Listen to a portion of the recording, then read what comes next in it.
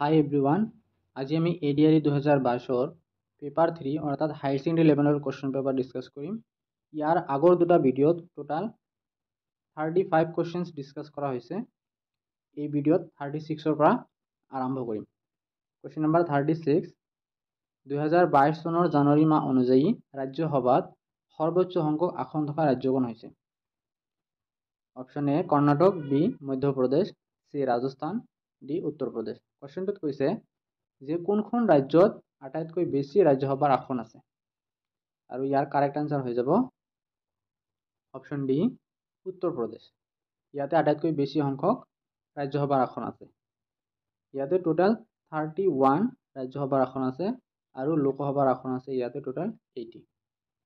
যদিও area wise আটাইতকৈ ডাঙৰ ৰাজ্য হৈছে ৰাজস্থান, কিন্তু উত্তৰ প্ৰদেশত আটাইতকৈ বেছি আছে ৰাজ্যসভাৰ আসন আৰু লোকসভাৰ আসনো আটাইতকৈ বেছি উত্তৰ প্ৰদেশতে। কোশ্চেন নম্বৰ 37, কোনজন ৰজাৰ ৰাজত্বকালত হিউয়েন-চাঙে ভাৰত ভ্ৰমণ কৰিছিল? হিউয়েন-চাং আছিলে এজন চীনা পৰিব্ৰাজক, পৰ্যটক। তেখেতে ভাৰত ভ্ৰমণ কৰিছিল কোনখন ৰজাৰ ৰাজত্বকালত? কোশ্চেনটো এনেকুৱা কৈছে। অপশন আছে এ হৰ্ষবৰ্ধন, বি অশোক, সি বিষ্ণুগুপ্ত আৰু ডি সমুদ্ৰগুপ্ত। কাৰেক্ট আনসাৰ হয়ে যাব অপশন এ হৰ্ষবৰ্ধন। এটা এনেকুৱাকৈ মনত ৰাখিলে হ'ব যে হিউয়েন-চাঙৰ প্ৰথম যিটো আখৰ আছে সেইটো হ বা এইচ, আৰু হৰ্ষবৰ্ধনৰ প্ৰথম আখৰটো এইচ বা হ। গতিকে এনেকৈ মিলাই মনত ৰাখিব পাৰি হিউয়েন-চাং, হৰ্ষবৰ্ধন। হিউয়েন-চাঙে হৰ্ষবৰ্ধনৰ ৰাজত্বকালত ভাৰত ভ্ৰমণ কৰিছিল। নেক্সট কোশ্চেন, কোশ্চেন নম্বৰ 38, নিম্নলিখিত কোন সংস্থাই ভাৰতবৰ্ষৰ অৰ্থনৈতিক সমীক্ষা ইকনমিক সার্ভে অফ ইন্ডিয়া প্রকাশ করে? কোনটো সংস্থা ইকনমিক সার্ভে অফ ইন্ডিয়া প্রকাশ করে? ইয়ার অপশন আছে রাষ্ট্রীয় উন্নয়ন পরিষদ, national development council. Option B বিত্ত সংস্থা, institute of finance. Option C ভারতীয় পরিসংখ্যা প্রতিষ্ঠান, Indian statistical institute. Option D বিত্ত মন্ত্রালয়, মিনিস্ট্রি অফ ফাইন্যান্স। আর ইয়ার কারেক্ট আনসার হব option D ministry of finance. মনত রাখলে হল অপশন ডি টো কারেক্ট আনসার। কোশ্চেন নাম্বার 39, নিম্নলিখিত কোন শ্রেণীর অর্থনীতিত উৎপাদনশীল সকলো সম্পদৰ মালিকীস্বত্ব ও নিয়ন্ত্ৰণ সৰকাৰেৰ হাতত থাকে? কৈছে যে উৎপাদনশীল সম্পদৰ সকলো সম্পদৰ মালিকীস্বত্ব মানে ওনাৰশিপ আৰু নিয়ন্ত্রণ বা কন্ট্রোল সরকারের হাতত থাকে। অপশন এ আছে সমাজতান্ত্রিক, বি পুঁজিবাদী, সি মিশ্র, ডি হৈছে দ্বৈত। যে উৎপাদনশীল সম্পদ কি এইবোৰ হৈছে মাটি, লেবাৰ বা শ্ৰমিক, পানী, গছ-গছনি, খনিজ লবণ, খনিজ পদাৰ্থ, এইবোৰ হৈছে উৎপাদনশীল সম্পদ। আৰু এই সকলোবোৰ উৎপাদনশীল সম্পদৰ মালিকীস্বত্ব বা ওনাৰ যি মালিক আৰু নিয়ন্ত্ৰণ কন্ট্ৰোল কোনে কৰে? চৰকাৰৰ হাতত থাকে। আৰু এইখিনি অৰ্থনীতিৰ কোনটো শ্ৰেণীত পৰে বুলি কৈছে? কাৰেক্ট আনসাৰ হৈ যাব অপশন এ সমাজতান্ত্ৰিক। কোশ্চেন নাম্বাৰ 40, নিম্নলিখিত কোনটো স্থানত মহাত্মা গান্ধীয়ে 1942 চনৰ ভাৰত ত্যাগ আন্দোলন আৰম্ভ কৰিছিল? মহাত্মা গান্ধীয়ে 1942 চনত 1942 চনত ভাৰত ত্যাগ আন্দোলন আৰম্ভ কৰিছিলে। আৰু ইয়াৰ লিডাৰশ্বিপ কোনে লৈছিলে? মহাত্মা গান্ধীয়ে। আৰু এইটো কোনটো জাগাৰ পৰা, কোনটো ঠাইৰ পৰা আৰম্ভ কৰিছিল বুলি কৈছে? অপশন এ আছে শিৱাজী পাৰ্ক, বি আছে বাৰবন ষ্টেডিয়াম, সি আগষ্ট ক্ৰান্তি ময়দান, ডি প্ৰগতি ময়দান। ইয়াৰ কাৰেক্ট আনসাৰ হব সি আগষ্ট ক্ৰান্তি ময়দান। আগষ্ট ক্ৰান্তি ময়দানৰ আৰু এটা নাম হৈছে গোৱালিয়া ট্যাঙ্ক ময়দান।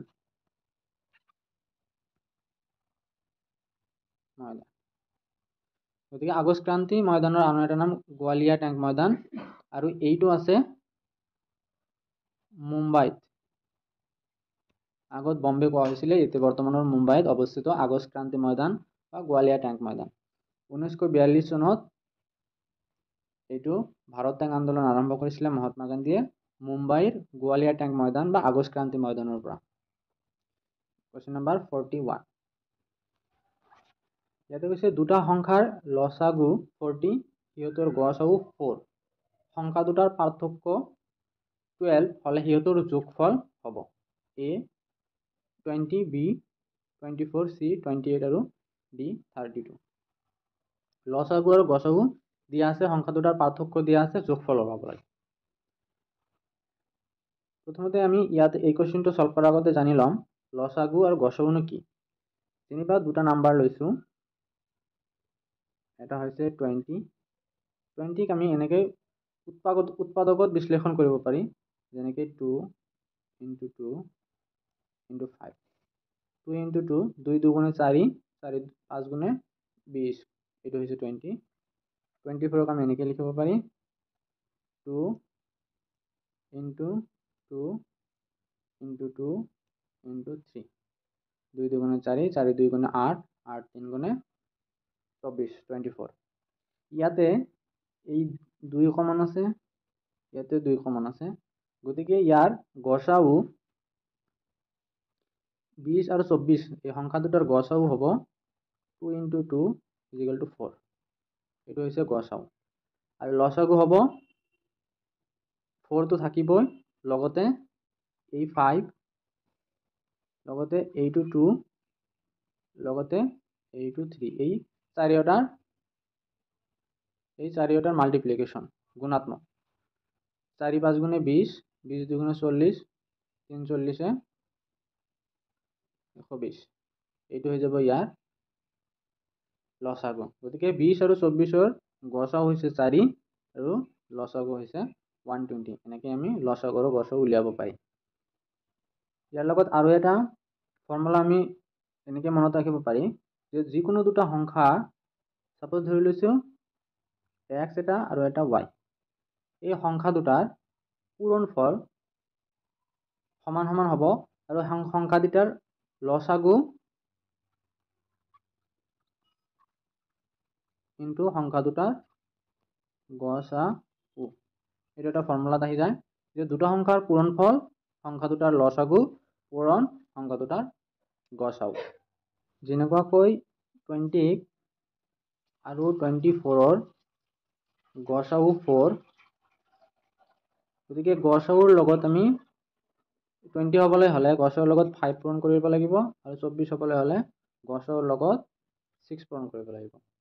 এতিয়া এই 20 ক আমি এনেকৈ লিখিব পাৰি যদি এই সংখ্যাটো আমি নাজানো কিন্তু ইয়াৰ গসাগু দিয়া থাকে তাহলে সংখ্যাটো আমি এনেকৈ লিখিব পাৰি যে ইয়াৰ গসাগু কিন্তু যিকোনো এটা নাম্বাৰ ইয়াৰ গসাগু লগতে যিকোনো এটা নাম্বাৰ গতিকে আমি ধৰিব পাৰো যে এটা সংখ্যা 4 into a আৰু আনটো সংখ্যা 4 into b গতিকে সংখ্যা দুটা হ'ব পাৰে 4a এটা আৰু এটা হ'ব পাৰে 4b এতিয়া ফৰ্মুলা মতে সংখ্যা দুটাৰ পূৰণফল সংখ্যা দুটাৰ লসাগু আৰু গসাগুৰ পূৰণফলৰ সমান গতিকে আমি এনেকৈ লিখিব পাৰি 4a into 4b is equal to সংখ্যা দুটাৰ লসাগু হৈছে 40 আৰু গসাগু দিয়া আছে 4 এতিয়া এইটো 4 আৰু এইটো 4 আমি কেনসেল কৰিব পাৰিম আৰু এইটো 4 আৰু এইটো 4 দি কেনসেল কৰি আমি ইয়াতে 10 লিখিব পাৰিম কাৰণ 4 দি 40 ভাগ কৰিলে 10 টাইমছ পাম আমি 10 পাম ইফালে থাকিলে a into b আৰু ইফালে থাকিলে 10 এইটো এটা আৰু কৈছে সংখ্যা দুটাৰ পাৰ্থক্য 12 এতিয়া 4a এটা সংখ্যা পাৰ্থক্য মানে বিয়োগ আনটো সংখ্যা হৈছে 4b ইয়াৰ ভ্যালু দিয়া আছে 12 ইয়াতে 4 কমন আছে গতিকে 4 কমন ললে পাম আমি a মাইনাস এইটো 4 কমন থাকিব b ইফালে থাকিব 12 এইটো 4 12 আমি কেনসেল কৰি 3 টাইমছ পাম 4 ৰে 12ক ভাগ কৰিলে আমি 3 বাৰ যাব গতিকে ইয়াতে ইফালে থাকিল a মাইনাস b ইফালে থাকিলে 3 ইয়াতে আমি দুটা ইকুৱেশ্যন পাইছো এটা হৈছে a পূৰণ b is equal to 10 আৰু এটা হৈছে a minus b is equal to 3 ইয়াতে a মান b তকৈ বেছি হৈছে এই কাৰণে a ৰ পৰা b বিয়োগ কৰা 3 হৈছে যেহেতু a আৰু b পূৰণ কৰি 10 পাম আৰু a bতকৈ ডাঙৰ, যেহেতু a minus b is equal to 3, গতিকে আমি 10ক আমি এনেকৈ লিখিব পাৰি a পূৰণ b is equal to, যেহেতু 10 হৈ আছে 10ক আমি এনেকৈ লিখিব পাৰি 10 into 1 নাইবা 5 into 2, যেহেতু a into b is equal to 10, গতিকে 10 into 1 মানেও 10, 5 into 2 মানেও 10। ইয়াতে আমি 2 into 5 লিখিব নোৱাৰোঁ, কাৰণ a minus b 3 হৈছে, মানে a টো ডাঙৰ হ'ব লাগিব, a টো 2 হ'ব নোৱাৰে আৰু b টো 5 হ'ব নোৱাৰে। এনেকুৱা হ'লে তেনেহ'লে b ৰ ভেলুটো a ৰ ভেলুতকৈ ডাঙৰ হৈ গ'ল, গতিকে এতিয়া আমি লিখিব নোৱাৰি, এই দুয়োটাৰ যিকোনো এটা হ'ব, হয় 10 into a, 10 into 1 নাইবা 5 into 2। যেহেতু a minus b is equal to 3 হ'ব লাগে, এই দুটাৰ ভেলু, এইটো যদি a ৰ ভেলু লোৱা হয় 10, b ৰ ভেলু 1 হ'লে মাইনাছ কৰিলে 9 পাম, গতিকে এইটো হ'ব নোৱাৰে, 3 হ'ব লাগিব। আৰু ইয়াতে 5 into 2ত a ৰ ভেলু হৈছে 5, b ৰ ভেলু হৈছে 2, 5ৰ পৰা 2 মাইনাছ কৰিলে আমি কি পাম, 3 পাম, গতিকে ইয়াতে a ৰ ভেলু পাই গ'লো 5 আৰু b ৰ value 2, a is equal to 5 আৰু b is equal to 2। আমাক ওলাব লাগে সংখ্যা দুটাৰ যোগফল। আমি ধৰি লৈছিলোঁ সংখ্যা এটা 4a আৰু আছে সংখ্যা আনটো সংখ্যা হৈছে 4b। 4 a ৰ ভেলু হৈছে 5, গতিকে 4 into 5 প্লাছ 4 b ৰ ভেলু হৈছে 2, 4 into 2, 4 into 5 হৈ যাব 20, 4 into 2 হৈ যাব 8, 20 plus 8 এনচাৰ হৈ যাব 28। গতিকে কুৱেশ্যনটোৰ এনচাৰ পাই যাম আমি 28 আছে option C. Option C will be the correct answer. Next question 42। ইয়াতে দিয়া আছে √51 প্লাছ √134 প্লাছ 5√42 প্লাছ √16 প্লাছ √9ৰ মান। অপশ্যন দিয়া আছে A 52, B 8, C 19 আৰু D 9। এই কুৱেশ্যনটো পুৰা সলভ কৰিব লাগিব। প্ৰথমে জানি লওঁ √টো কেনেকৈ ইউজ কৰে। যেনিবা দিয়া আছে √9, 9ক আমি এই √ৰ পৰা কেনেকৈ ৰিমুভ কৰিব পাৰিম। 9ক আমি লিখিব পাৰি 3 into 3, 3 3 গুণ 9, গতিকে 3 into 3 যেহেতু হৈছে সেইকাৰণে আমি 3 স্কুৱেৰ লিখিব পাৰি। এই স্কুৱেৰ আৰু √, কেনচেল গৈ ইয়াৰ ভেলু হৈ যাব 3, √9 মানে ইয়াৰ ভেলু হৈছে 3। আৰু এটা এক্সাম্পল লওঁ √16, √16ক আমি লিখিব পাৰি √4 into 4, 4 4 গুণে 16, আৰু √4 into 4, 4 into 4ক আমি লিখিব পাৰি 4 স্কুৱেৰ, স্কুৱেৰ আৰু এই √, কেনচেল গৈ ইয়াৰ ভেলুটো হৈ যাব 4। এনেকৈ √কেইটা আমি ৰিমুভ কৰিব পাৰিম। ইয়াতে √9ৰ ভেলু হৈ যাব 3, √16ৰ ভেলু হৈ যাব 4, আৰু √16 প্লাছ √9 আছে, গতিকে 4 প্লাছ 3 হ'ব, আৰু 4 প্লাছ 3ৰ ভেলু হৈছে 7, আৰু এই দুটা ইয়াৰ লগত আৰু প্লাছ আছে 42, গতিকে 42 প্লাছ 4 প্লাছ 3, এইটো হৈ যাব টোটাল 42 প্লাছ 4 46, 46 প্লাছ 3 49, গতিকে এই কমপ্লিটখিনি √49 হৈ যাব, √49, আৰু √49ক আমি 7 স্কুৱেৰ লিখিব পাৰি, কাৰণ 7 into 7 49, স্কুৱেৰ আৰু এইবাৰ কেনচেল গৈ ইয়াৰ ভেলু হৈ যাব 7, গতিকে এই কমপ্লিটটোৰ ভেলু হৈ গ'ল 7, এইখিনিৰ কমপ্লিটৰ ভেলু হৈছে 7। ইয়াৰ লগত আৰু 5 মাল্টিপ্লাই হৈছে, যিহেতু 5 √, আছে, গতিকে 5ৰ লগত এই 7 মাল্টিপ্লাই হ'ব, 5 আৰু 7 মাল্টিপ্লাই কৰিলে 5 7 যা 35, এই 35ৰ লগত প্লাছ হৈ আছে 134, গতিকে 134 প্লাছ 35 প্লাছ কৰিলে 4 আৰু 5 9, 3 আৰু 3 6 আৰু 1 169, গতিকে এইটো হৈ যাব √169।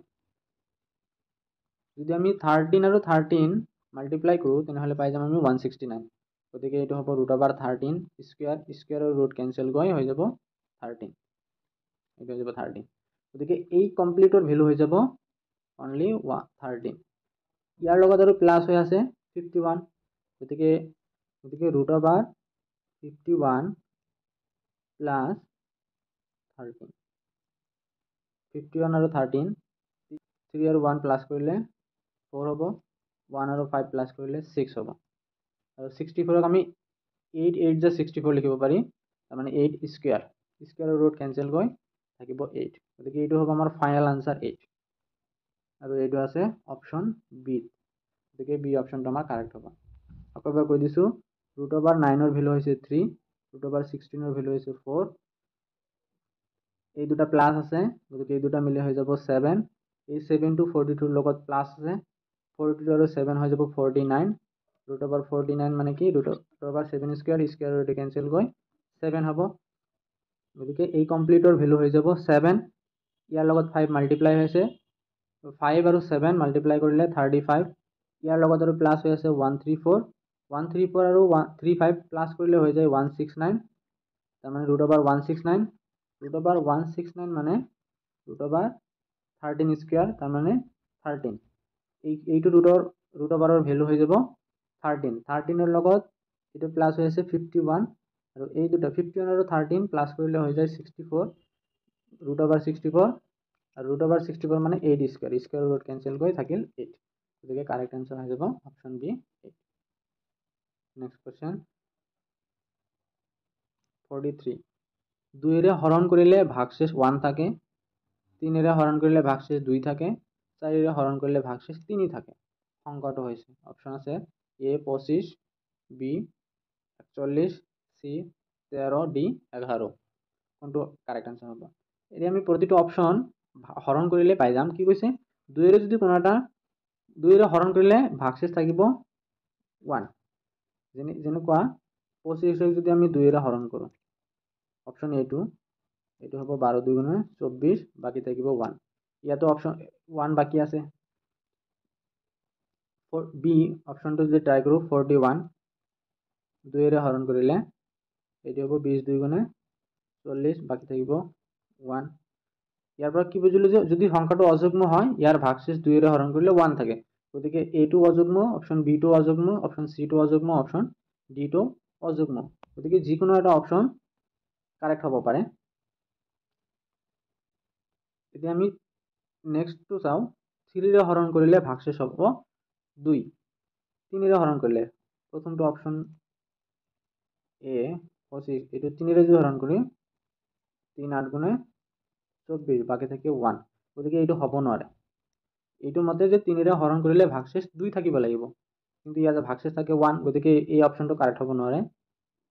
অপশন বি টু চাও 41 ক যদি আমি 3 ৰে হৰণ কৰো এইটো হৈ যাব 3 8 গুণে 3, 4 ৰ পৰা 3 বিয়োগ কৰিলে 1, 1 টো আমি নামি আহিব 3 3 গুণে 9 বাকি থাকিব 2, গতিকে ইয়াৰ ভাগশেষ 2, বি টু অপশন হ'ব পাৰে। অপশন সি টু চাও 13 3 ৰে হৰণ কৰিলে 3 4 গুণে 12, 13 ৰ পৰা 12 বিয়োগ কৰিলে বাকি থাকে 1, থাকিব লাগে নিয়ম মতে 2 কিন্তু বাকি আছে 1, গতিকে সি টু হ'ব নোৱাৰে। অপশন ডি টু চাও 11 3 ৰে ভাগ কৰিলে 3 3 গুণে 9 বাকি থাকে 2, গতিকে এইটো হ'ব পাৰে। অপশন বি আৰু ডি হ'ব পাৰে, এ আৰু বি হ'ব নোৱাৰে। আৰু কৈছে যে 4 ৰে হৰণ কৰিলে ভাগশেষ থাকিব 3, যেহেতু এ আৰু সি হ'ব নোৱাৰে বি আৰু ডি এই দুটো অপশন চেক কৰিম 4 ৰে হৰণ কৰি 4 ৰে যদি 41 ক হৰণ কৰো এটো হ'ব 4 10 গুণে 40 বাকি থাকিব 1, বাকি নিয়ম মতে থাকিব লাগে 4 ৰে হৰণ কৰিলে 3 কিন্তু ইয়াতে বাকি থাকে 1, গতিকে অপশন বি টু হ'ব নোৱাৰে, গতিকে কাৰেক্ট আনসাৰ হ'ব ডি 11, এইটো তথাপি চেক কৰি লও হয় না নহয়। 4 ৰে যদি হৰণ কৰো 11, 4 2 গুণে 8 বাকি থাকে 3, গতিকে 4 ৰে হৰণ কৰিলে ভাগশেষ 3 থাকিব লাগে আৰু ইয়াতে ভাগশেষ 3 আছে, গতিকে কারেক্ট আনসার হৈ যাব অপশন ডি 11। নেক্সট কোয়েশ্চন 44, কোনো এক ভগ্নাংশৰ লব 3 বৃদ্ধি পালে ভগ্নাংশটো ইয়াৰ 3/4 বৃদ্ধি পায়, ভগ্নাংশটো লবৰ মান হ'ব। অপশন আছে এ 3, বি 4, সি 5 আৰু ডি 6। প্ৰথমতে চাইলে লব কি, যদি কোনো একটা ভগ্নাংশ ধৰি লৈছো এক্স ওয়াই, এই এক্সটো হৈছে লব আৰু ওয়াইটো হৈছে হৰ। কোশ্চেনটোত কৈছে যে যদি ভগ্নাংশৰ লব 3 বৃদ্ধি পায়, ভগ্নাংশটো লব বৃদ্ধি পায় 3, তেন্তে ভগ্নাংশটোৰ 3/4 বৃদ্ধি পায়। এই ভ্যালুটো যেটো অৰিজিনাল ভগ্নাংশ আছিল, অৰিজিনাল ভগ্নাংশ আছিল x/y, ইয়াৰ বৃদ্ধি পায় মানে প্লাস x/y কিমান বৃদ্ধি পায় 3/4 মানে 3/4 টাইমস। আগতে আছিলে x/y বৃদ্ধি পালে x/y ইনটু 3/4 3/4 কৈছে মানে 3/4 টাইমস। এইখিনি বৃদ্ধি পায় হৈ যায় কিমান x + 3/y, গতিকে এই দুটা সমান হৈ যাব। এই ইকুৱেশ্যনটো আমি সলভ কৰিলে ভগ্নাংশটোৰ লব পাই যাম। এইখিনি আমি এনেকৈ লিখিব পাৰি ইজিক্যাল টু x/y, এইটো x/y ইনটু 3/4 লিখিব পাৰি। ওপৰত আছে 3 আৰু x, গতিকে 3x, তলত হ'ব y ইনটু 4, গতিকে 4y। এতিয়া আমি ইকুৱেশ্যন পালো x + 3 divided by y is equal to x/y plus 3x/4y। ইয়াৰ যদি আমি এলচিএম লৈ লওঁ, লসাগু লৈ লওঁ, y আৰু 4y, ইয়াৰ লসাগু হ'ব 4y। এই লসাগু হৈ গ'ল 4y, y আৰু 4y ক যদি 4y যদি y দি ভাগ কৰি দিওঁ তেনেহ'লে y আৰু y কেনচেল যাব, থাকিব 4 আৰু x পূৰণ হৈ যাব 4 into x 4x plus 4y আৰু এই 4y কেনচেল যাব, ওপৰত থাকিব 3x। গতিকে এইখিনি ভ্যালু পালো 4x প্লাস 3x, এইটো হৈ যাব 7x ডিভাইডেড বাই 4y। এইটো y আৰু y কেনসেল যাব, ওপৰত থাকিল x প্লাস 3, তলত একো নাই, আৰু এইটো সাইডত আছে 7x/4। x plus 3 is equal to 7x divided by 4। আমি বজ্ৰ পূৰণ কৰিম, 4 ইফালে যদি আহে তেনেহ'লে 4 আৰু x পূৰণ হৈ যাব 4x প্লাস 4 আৰু 3 পূৰণ হয় 4 3 গুণে 12, ইফালে থাকিব 7x। 4x টো যদি ইফালে যায় মাইনাস হ'ব, 7x ৰ পৰা 7x minus 4x, ইফালে থাকিল 12 12, 7x ৰ পৰা 4x মাইনাস কৰিলে 3x হ'ব ইজিক্যাল টু 12 3 ৰে 12 ভাগ কৰিলে 4 বাৰ যাব, x ৰ ভ্যালু পাই যাম আমি 4। আমাৰ কোশ্চেনটোত কি কৈছে, ভগ্নাংশটোৰ লব কৈছে, ভগ্নাংশটোৰ লব উলিয়াব কৈছে। আমি ভগ্নাংশটো লৈছিলো x divided by y, x হৈছে আমাৰ লব আৰু ইয়াতে x ৰ ভ্যালু ওলাইছে 4, গতিকে আনসাৰটো হ'ব 4 আৰু 4 আছে অপশন বি, গতিকে বি হ'ব কারেক্ট আনসার। নেক্সট কোশ্চেন 45, ইয়াতে আছে √1/2, √1/3, √1/4 আৰু √2/3 সৰ্বনিম্ন হৈছে। এই চাৰিটাৰ ভিতৰত কোনটো আটাইতকৈ সৰ্বনিম্ন সেইটো উলিয়াব লাগে। √2 ৰ ভ্যালু হৈছে 1.41, √3 ৰ ভ্যালু হৈছে 1.73। এই ওপৰত আমি লিখি লওঁ, √2 ৰ ভ্যালু 1.41, √3 ৰ ভ্যালু 1.73।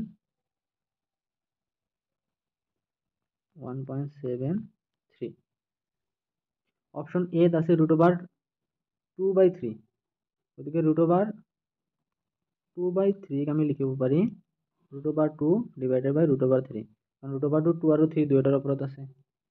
এতিয়া √2 ৰ ভ্যালু হৈছে 1.41 আৰু √3 ৰ ভ্যালু হৈছে 1.73। পয়েন্টটো যদি উঠাই দিয়া হয় তেনেহলে 141 ডিভাইডেড বাই হ'ব 173। আমি ডিভাইড কৰিম 173 ৰে 141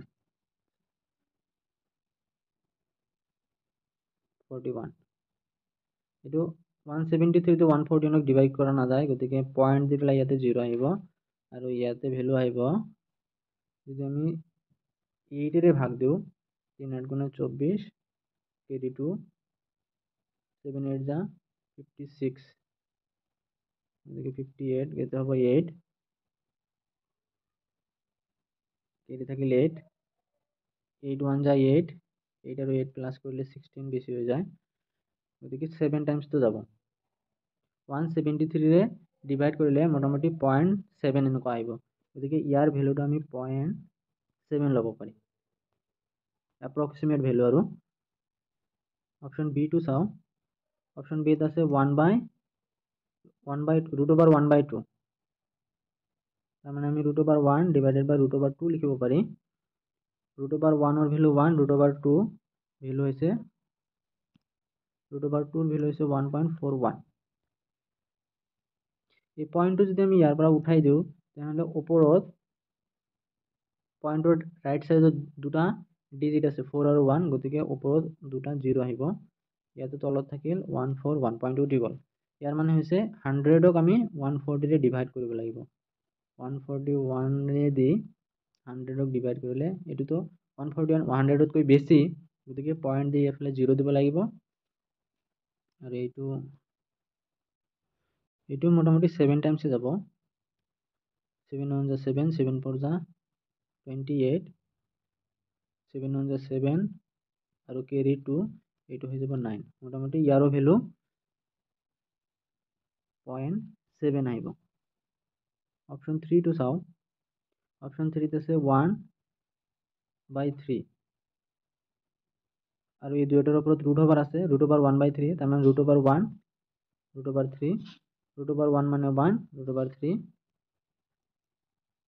ৰুট ওভার 3 ভ্যালু হচ্ছে 1.73। পয়েন্টটো যদি উঠাই দিয়া হয় তেনেহলে পয়েন্টৰ ৰাইট সাইডত 7 আৰু 3 আছে, দুটা ডিজিট আছে, ওপৰত হ'ব দুটা 0, তলত থাকিল 173। এতিয়া আমি 173 ৰে 100ক যদি ভাগ কৰো, এই বার না যায়, পয়েন্ট দি 0, যদি 6 টাইমস দিও, 3 6 গুণে 18 কেরি 1, 6 7 গুণে 42 কেরি 1 প্লাস করলে 3 হব, এটা হচ্ছে 3 কেরি 4, 6 1 যা 6 আৰু 4 এ 10 হয়ে যাবে, তথাপি বেশি হয়ে যায়, কিন্তু আমরা অ্যাপ্রক্সিমেট ভ্যালু 0.6 লব পারি। গতিকে অপশন সি অ্যাপ্রক্সিমেট ভ্যালু হয়ে যাব 0.6। লাস্ট অপশনটো চাও, ৰুট ওভাৰ 1/4। ৰুট ওভাৰ 1/4ক লিখিব পাৰি ৰুট ওভাৰ 1 ডিভাইডেড বাই ৰুট ওভাৰ 4, উপৰত আছে 1, তলত আছে 4, ৰুট ওভাৰ 4 মানে 2 স্কয়াৰ, স্কয়াৰৰ ৰুট কেনসেল যাব, উপৰত থাকিব 1, তলত থাকিব 2, আৰু 1/2ক লিখিব পাৰি আমি হাফ, মানে 0.5, ডিটো হ'ব 0.5। অপশন এ পালো 0.7 এপ্রক্সিমেট, অপশন বিও এপ্রক্সিমেট 7 আৰু ওচৰৰ পাজৰে, আৰু অপশন সি 0.6, আৰু অপশন ডি পালো 0.5। এইকেইটা আমি কম্পেৰিজন কৰিলে অপশন ডি টো আটাইতকৈ সৰু হ'ব, আৰু কোৱেশ্চনত সৰ্বনিম্ন বিচাৰিছে, গতিকে কারেক্ট আনসারও হৈ যাব অপশন ডি, এটা হৈ যাব সর্বনিম্ন। Next question, question number 46। ইয়াতে আছে যদি x is equal to root over 3, তেন্তে x power 4 plus 1/x power 4 ৰ মান হৈছে। অপশন কেইটা দিয়া আছে, আমাৰ ভ্যালু ওলাব লাগে। x ৰ ভ্যালু দিয়া আছে, x ৰ ভ্যালু দিয়া আছে ৰুট ওভাৰ 3, আমাক x power 4 plus 1/x power 4 ৰ মান ওলাব লাগে। প্ৰথমে আমি x পাৱাৰ 4 ৰ ভ্যালুটো ওলাই লওঁ। যদি আমি x স্কয়াৰ কৰি দিওঁ, ইফালে ৰুট ওভাৰ 3 আছে, ইয়াৰ ওপৰতো স্কয়াৰ দিব লাগিব, আৰু তো স্কয়াৰৰ ৰুট কেনসেল কৰি থাকিব 3, গতিকে x স্কয়াৰৰ ভ্যালু হৈ যাব 3, x স্কয়াৰৰ ভ্যালু 3।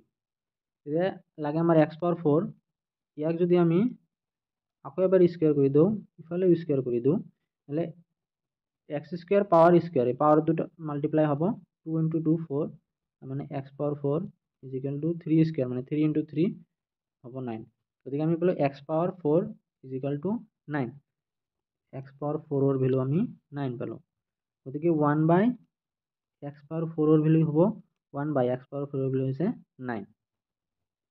আমাৰ ভ্যালু ওলাব লাগে x power 4 plus 1/x power 4, ইয়াৰ মান ওলাব লাগে। x পাৱাৰ 4 ৰ ভ্যালু হৈছে 9 প্লাস 1/x পাৱাৰ 4 ৰ ভ্যালু হৈছে 1/9, আৰু এই দুটা আমি প্লাস কৰিলে আমি এটা পদ্ধতিত কৰিব পাৰি যে লসাগু লৈ, আৰু নহলে ডাইৰেক্ট এনেকে যদি দুটা সংখ্যাৰ মাজত এটা ভগ্নাংশ আৰু এটা সংখ্যাৰ মাজত যদি প্লাস থাকে, নহলে এই মাজৰ পৰা প্লাসটো যদি আমি উঠাই দিওঁ, তাহলে ডাইৰেক্ট এনেকে লিখিব পাৰি। প্লাসটো উঠাইলে মাজত একো নাথাকিলে মানে 9 1/9, 9 প্লাস 1/9 এর ভ্যালু হইছে 9 1/9, আৰু এইটো অপশন এ ত আছে, গতিকে এ হ'ব কারেক্ট আনসার। Next question 47।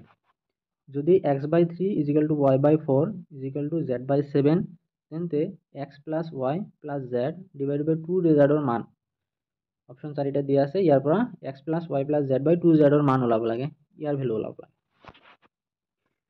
কেনেকে ওলাম, x/3 is equal two y/4 is equal two z/7, এইটো দিয়া আছে আৰু এই গোটেইকেইটা কে সমান বুলি যদি ধৰি লওঁ, যেহেতু তিনিওটা সমান আছে গতিকে ইজিকেল টু আমি কে বুলি ধৰি ল'লো। তাৰমানে আমি লিখিব পাৰি x/3 ইজিকেল টু কে, y/4 ইজিকেল টু কে। যেহেতু চাৰিওটা সমান, z/7 ইজিকেল টু কে। ইয়াতে x থাকিল, 3 টো ইফালে গ'ল, 3 ইনটু কে, গতিকে 3k। তাৰমানে x ৰ ভ্যালু আমি পালো 3k। ইফালে y/4 is equal to k, y থাকিল, 4 টো ইফালে গ'ল, 4 ইনটু k, গতিকে y ৰ ভ্যালু হৈ যাব 4k। z/7 is equal to k, গতিকে z ৰ ভ্যালু হৈ যাব 7, ইফালে গ'লে k ৰ লগত মাল্টিপ্লাই হ'ব, 7 ইনটু k, গতিকে z ৰ ভ্যালু 7 ইনটু k। এতিয়া x plus y plus z divided by 2z value কেইটা বহাম। x এর ভ্যালু হয়েছে 3k প্লাস y এর ভ্যালু হয়েছে 4k প্লাস z এর ভ্যালু হয়েছে 7k। তলত আছে 2 ইনটু z আর z এর ভ্যালু হয়েছে 7k। উপৰত থাকিব 3k প্লাস 4k হয়েছে 7k, 7k প্লাস 7k এটা হয়ে যাব 14k। তলত আছে 2 ইনটু 7k, 2 ইনটু 7 হয়েছে 14 into k, 14k divided by 14k equal to 1। যে অপশন এ টু কারেক্ট হয়ে যাব 1। Next question number 48। মাজত এটাকৈ সংখ্যা বাদ দি বিবেচনা কৰা 4টা ক্ৰমিক সংখ্যাৰ যোগফল 64 সংখ্যাকেইটাৰ সৰ্বনিম্ন মানৰ সংখ্যাটো হৈছে। এটা কৈছে 4টা সংখ্যা আছে ক্ৰমিক সংখ্যা, কিন্তু মাজত এটা সংখ্যা বাদ দিব লাগিব।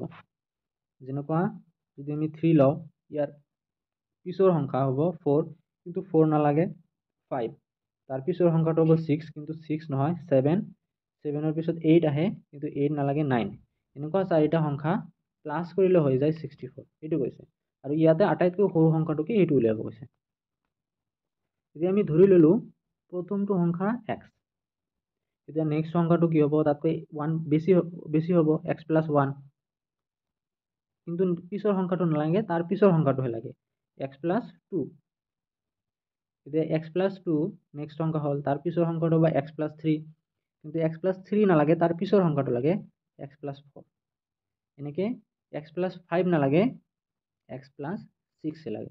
আৰু এই গোটেইকেইটা প্লাস কৰিলে ইয়াৰ যোগফল হয় 64। ইয়াৰ পৰা সৰ্বনিম্ন সংখ্যা, সৰ্বনিম্ন মানে x ৰ ভ্যালু কথা কৈছে, x ৰ কথা কৈছে, এইটো উলিয়াব লাগে। গতিকে x plus 2 plus x plus 4 plus x plus 6 is equal to 64। ইয়াতে সংখ্যাকেইটা কি কি, এটা হৈছে x, এটা হৈছে x প্লাস 2, আনটো হৈছে x প্লাস 4, আনটো হৈছে x প্লাস 6। চাৰিটা সংখ্যা হৈছে, যোগ কৰিছো 64 হৈছে, দিয়া আছে 64। সৰ্বনিম্ন সংখ্যা কোনটো আটাইতকৈ সৰু হ'ব, x, ইয়াৰ ভ্যালুটো ওলাব লাগে। গতিকে ইয়াতে কেইটা x আছে, এটা, দুটা, তিনিটা, চাৰিটা, গতিকে 4x প্লাস 2 প্লাস 4 প্লাস 6, 2 আৰু 4 6, 6 আৰু 6 প্লাস কৰিলে 12 ইজিক্যাল টু 64। এতিয়া ইয়াতে থাকিল 4x, 12 টো যদি ইফালে যায় 64 ৰ ইফালে, 64 প্লাস আছে, এইটো মাইনাস হৈ যাব। 64 ৰ পৰা 12 মাইনাস কৰিলে 4 ৰ পৰা 2 মাইনাস কৰিলে 2, 6 ৰ পৰা 1 মাইনাস কৰিলে 5, গতিকে 4x ইজিক্যাল টু 52। যে x ৰ ভ্যালু হৈ যাব 52 ডিভাইডেড বাই 4। 4 দি 52 ভাগ কৰিলে এইটো হৈ যাব 4 1 গুণে 4 কেৰি 1, ইয়াতে 12 হৈ যাব, 3 4 গুণে 12, আনসাৰটো আহিব 32। এনেকৈ কৰিব পাৰি। 4 ৰে যদি 52 ভাগ কৰোঁ, 4 1 গুণে 4, 5 ৰ পৰা 4 বিয়োগ কৰিলে 1, ইয়াতে 2, 4 3 গুণে 12, সৰি x ৰ ভ্যালু হৈছে 13। আৰু x আটাইতকৈ সৰু সংখ্যা, আৰু সেইকাৰণে 13 হ'ব কাৰেক্ট আনসাৰ। আৰু ইয়াত অপশন আছে A 13। Next question 49। দুটা সংখ্যা 2:3 অনুপাতত আছে আৰু সিহঁতৰ লসাগু আৰু গসাগুৰ পূৰণফল হৈছে 96। সংখ্যা দুটাৰ যোগফল উলিয়াব লাগে। আমি সংখ্যা দুটা ধৰিলোঁ a আৰু b, আৰু ইয়াৰ অনুপাত দিয়া আছে 2:3 মানে 2/3। গতিকে a by b বা a is to b is equal to 2:3 বা a by b is equal to 2/3। ইয়াতে 2টো যদি আমি ইফালে আনো সমান সমানৰ বাওঁফালে, তেনেহ'লে এইটো ওপৰত আছে আহি যাব তলত, আৰু b টো যদি সমান সমানৰ ইফালে লৈ যাওঁ তেনেহ'লে এইটো হ'ব ওপৰত, তলত আছে 3। এই দুটো সমান আৰু সমানক আমি k বুলি ধৰিলোঁ। a by 2 is equal to b by 3 is equal to k। তাৰ মানে হৈ যাব a by 2 is equal to k, b by 3 is equal to k। 2টো যদি ইফালে যায় তেনেহ'লে a is equal to 2 into k, এইটো হ'ব 2k, b is equal to 3টো ইফালে যাব 3 into k 3k। গতিকে a এর ভ্যালু আমি পালোঁ 2k আৰু b এৰ ভ্যালু পালোঁ 3k। আমি ইয়াৰ আগত পাইছোঁ যে দুটা সংখ্যাৰ পূৰণফল, এই সংখ্যা দুটাৰ লসাগু আৰু গসাগুৰ পূৰণফল। ইয়াতে দিয়ে আছে লসাগু আৰু গসাগুৰ পূৰণফল 96। গতিকে a into b is equal to 96 হ'ব, আৰু a এৰ ভ্যালু হৈছে 2k, b এৰ ভ্যালু হৈছে 3k। ইয়াৰ দুটাৰ পূৰণফল 96। যে 2 দি যদি 96ক ভাগ কৰা যায় তেনেহ'লে এইটো হ'ব 2 4 যা 8, carry 1, 2 8 যা 16। 3 ৰে 48ক আমি ভাগ কৰিব পাৰি, 3 1 যা 3, carry 1, 3 6 যা 18। গতিকে ইফালে থাকিল k into k মানে k স্কয়ার, বা এনেকৈ লিখিব পাৰি k into k is equal to 4 into 4। তার মানে k এর ভ্যালু হয়ে যাব 4। k এর ভ্যালু যদি 4 হয় তাহলে a এর ভ্যালু হবে, যেহেতু a হইছে 2 into k, মানে 2 k এর ভ্যালু হইছে 4, 2 into 4 এটা হয়ে যাব 8। b এর ভ্যালু হইছে 3 into k, k এর ভ্যালু হইছে 4, 3 into 4 হয়ে যাব 12। কোশ্চেনটোত কৈছে সংখ্যা দুটাৰ যোগফল উলিওৱা। যোগফল হৈছে a plus b ওলাব লাগে।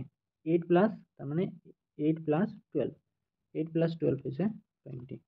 গতিকে 20 কারেক্ট আনসার হব, আৰু এইটো আছে অপশন সি, গতিকে সি হ'ব কাৰেক্ট আনসাৰ। আজি লাস্ট কোশ্চেন, কোশ্চেন নাম্বাৰ 50। যদি a এৰ দৰমহা b এৰ দৰমহাতকৈ 25% বেছি, তেন্তে b এৰ দৰমহা a এৰ দৰমহাতকৈ কিমান শতাংশ কম হ'ব? পাৰ্সেন্টেজত উলিয়াব লাগে। ইয়াতে প্ৰথমতে 25%ক আমি ফ্ৰেকশনত ভগাই লওঁ। 25% মানে এনেকৈ লিখিব পাৰি 25 divided by 100। তাৰ মানে হ'ব এইটো আমি 25ৰে ভাগ কৰিলে একবাৰ যাব, এইটো 25ক ভাগ কৰিলে 4বাৰ, ওপৰত থাকিলে 1, তলত থাকিল 4। তাৰ মানে 25%ৰ ফ্ৰেকশন ভ্যালু হৈছে 1/4। গতিকে 25% মানে হৈছে 1/4। a আৰু b কৈছে যে a এৰ দৰমহা b তকৈ 25% বেছি, তাৰ মানে b এৰ দৰমহা যদি 4 হয় তেনেহলে a এৰ দৰমহা 1 বেছি, তাৰ মানে 5 বেছি, 5। a এৰ দৰমহা যদি 4 হয় b এৰ দৰমহা হ'ব 5। একেদৰে কৈছে যে b এৰ দৰমহা a এৰ দৰমহাতকৈ কিমান শতাংশ কম হ'ব। ইয়াতে b এৰ দৰমহা a এৰ লগত তুলনা কৰিছে। a এৰ দৰমহা হৈছে 5, b এৰ দৰমহা হৈছে 4। এই 5তকৈ 4 কিমান কম বা কিমান শতাংশত কম? এর দৰমহা হৈছে 5 আৰু 4 to 5তকৈ 1 কম। গতিকে b এৰ দৰমহা a তকৈ 1/5 ভগ্নাংশত কম, আৰু এইটো যদি আমি পাৰ্সেন্টেজত লওঁ ইনটু 100%, 5 দিয়ে আমি 100ক ভাগ কৰিলে 20 বাৰ যাব, গতিকে এইটো আনসাৰ হৈ যাব 20%। আকৌ ৰিপিট কৰিছোঁ, 25%ক প্ৰথমতে ফ্ৰেকশনত লৈছোঁ, ভ্যালুটো হৈছে 1/4। তাৰ মানে b এৰ দৰমহা যদি 4 হয়, a এৰ দৰমহা 4তকৈ 4 plus 1, a এৰ দৰমহা 4 plus 1, তাৰ মানে 5। 4তকৈ 1 বেছি, তাৰ মানে 5। একেদৰে b আৰু a আমি লৈছোঁ, a এৰ দৰমহা হৈছে 5, b এৰ দৰমহা হৈছে 4। এবাৰ কোৱা হৈছে যে b এৰ দৰমহা a এৰ দৰমহাতকৈ কিমান শতাংশ কম? a এৰ দৰমহা আছে 5, b এৰ দৰমহা 4, গতিকে 1 কম। 1 কম, এইটো আমি ভগ্নাংশত যদি লওঁ, এইটো আমি যদি পার্সেন্টেজত লওঁ নহলে 100% ইয়াৰ লগত মাল্টিপ্লাই কৰিলে হৈ যাব, 5 দি 100ক ভাগ কৰিলে হৈ যাব 20, গতিকে আনসাৰটো হ'ব 20%। পাৰ্চেণ্ট আৰু 20% আছে অপশ্যন এন, গতিকে এই হ'ব কাৰেক্ট আনচাৰ।